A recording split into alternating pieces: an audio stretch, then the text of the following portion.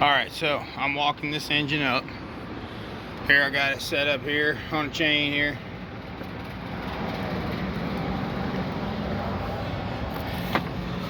Here we got it set up on a train. I'm gonna walk it up.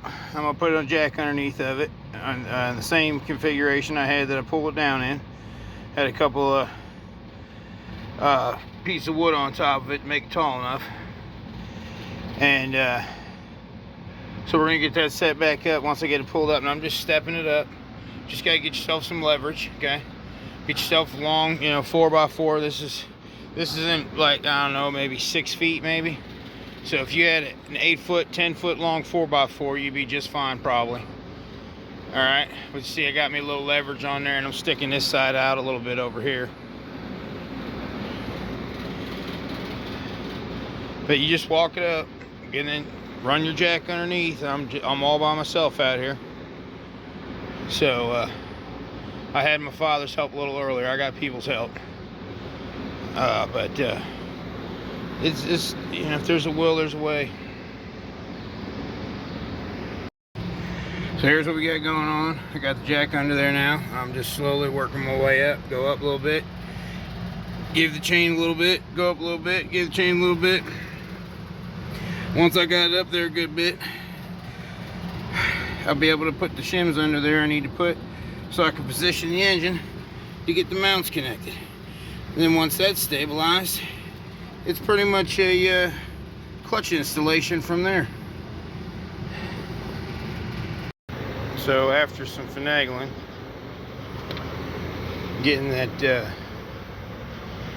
jack just in the right position, because the engine is obvious and they're obviously cockeyed on that chain.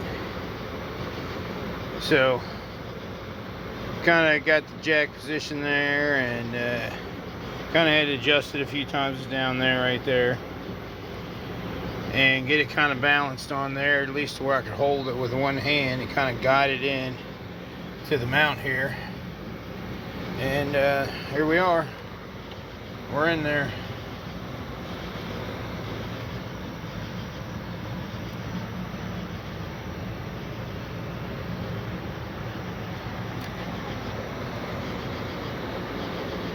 Didn't take an engine hoist, and quite frankly, if you got a gearbox, you're gonna have to do this at some point this way anyhow. You're just disconnecting the wire harness and dropping the engine to it.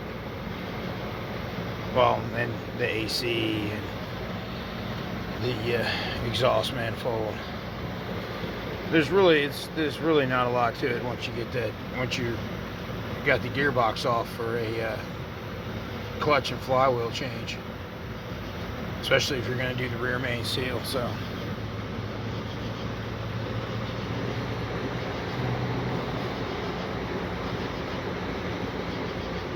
we're getting there. Hopefully we'll be breathing life back into this one pretty soon.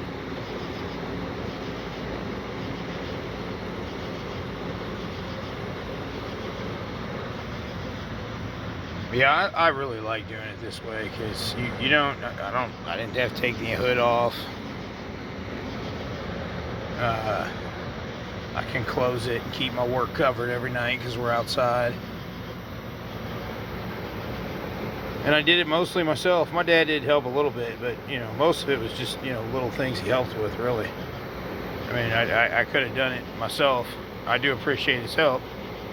But, it definitely would have taken me longer and taken more effort. But, you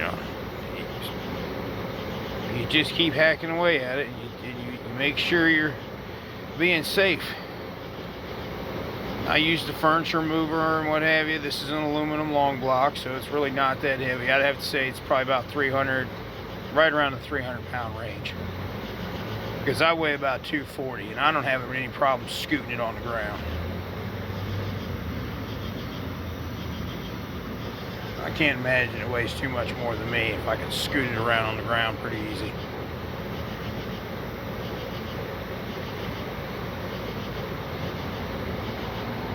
As the channel title indicates, I have crashed quite a bit.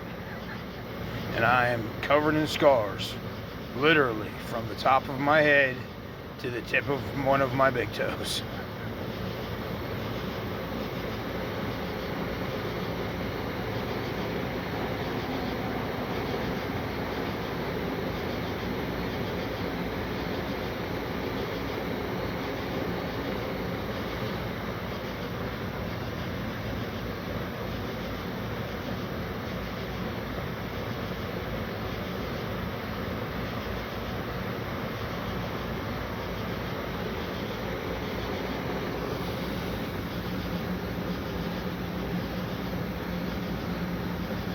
They're secure, so other than the, gas, exhaust, and AC, and wire harness.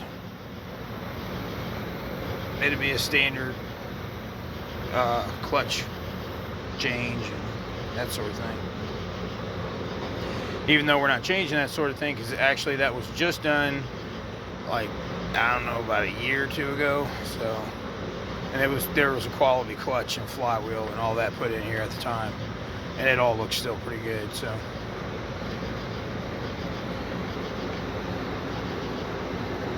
there'll be more updates. I understand a lot of folks are having problems with these 2.4s. I'm trying to convince my nephew to do a video on the rebuild of the other engine, if it's rebuildable.